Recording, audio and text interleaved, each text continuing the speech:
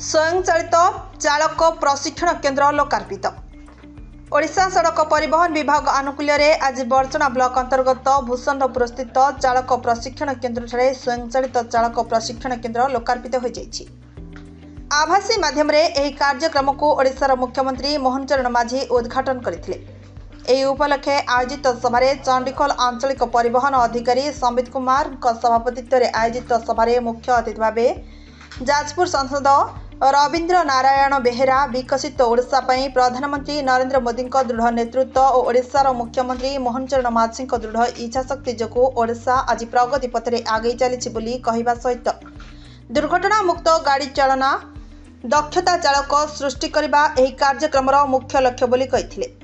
सम्मानित अतिथि भावे बर्चना विधायक अमर नायक जोग देथिले। अन्यमानक मध्यरे जाजपुर जिलापाल पी अन्वेषा रेड्डी, बर्चना बीडीओ रवींद्र कुमार प्रधान, बर्चना थाना अधिकारी मधुस्मिता बेहेरा, ट्रैफिक इन्स्पेक्टर जुगल टिरिया, बर्चना ब्लॉक उपाध्यक्षा विभास चंद्र नंद, देवजानी प्रधान सह अंचलिक परिवहन अधिकारी समेत चंडीखोल घरई बस मालिक संघ, चंडीखोल ट्रक मालिक संघ, विभिन्न संघर कर्मकर्ता उपस्थित थिले। एही अवसर में रायपुर डाक्तरी छात्री मनस्विनी साहू निजर ड्राइविंग लाइसेंस परीक्षा रे कृतित्वर सहित सफल होइथिले। से विषय मुख्यमंत्री सहित आभासी माध्यम कथबार्ता होइथिले। परे दुर्घटनार कारण और निराकरण उपरे विभिन्न फटोचित्र माध्यम प्रदर्शित करा जाई सचेतनता करा जाइथिला। देखो राज्य आम सरकार नुआ नुआ पद्धति अवलंबन करुछि दुर्घटना को रोकने जीरो कैजुअलिटी करने दुर्घटना रहित पदक्षेप अनेक क्षेत्र में सरकार नवा आरंभ कर आज से क्षेत्र में आउ दीपद सरकार आगू जाइछन्ते पाखापाखि 8टी जगह आगुरु ऑटोमेटिक ड्राइविंग ट्रेनिंग स्टेशन गुड़िक थिला आज आउ 11टी स्थान राज्य में लोकार्पित कले माननीय मुख्यमंत्री। तेणु पाखापाखि 19 जगह एडीटीएस उद्घाटन से प्रक्रिया चंडीखोल लोकार्पित है एवं सबुठ बड़ कथा है नुआ नुआ मापदंड जहाँ जहाँ MORTS ministry of road transport and highways जहाँ जहाँ देछि ताकू अनुपालन करी आमे राज्य रे उत्तम प्रशिक्षित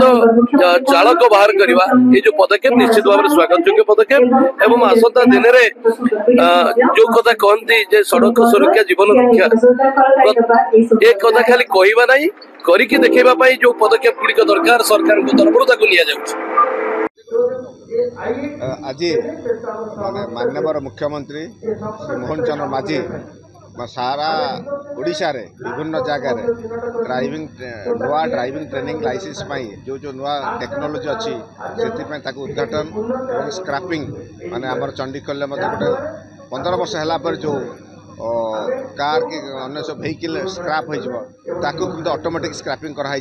कबाड़ी वाला पाक न देकी एवं अन्य सब दिशा जो सॉफ्टवेयर माध्यम चलता दिशार 2.0 वर्सन सब आज वर्चुअल उद्घाटन कले और सेटा आम चंडीखोलटार रहीकि देखिलु शुभ उद्घाटन देखिलु और माननीय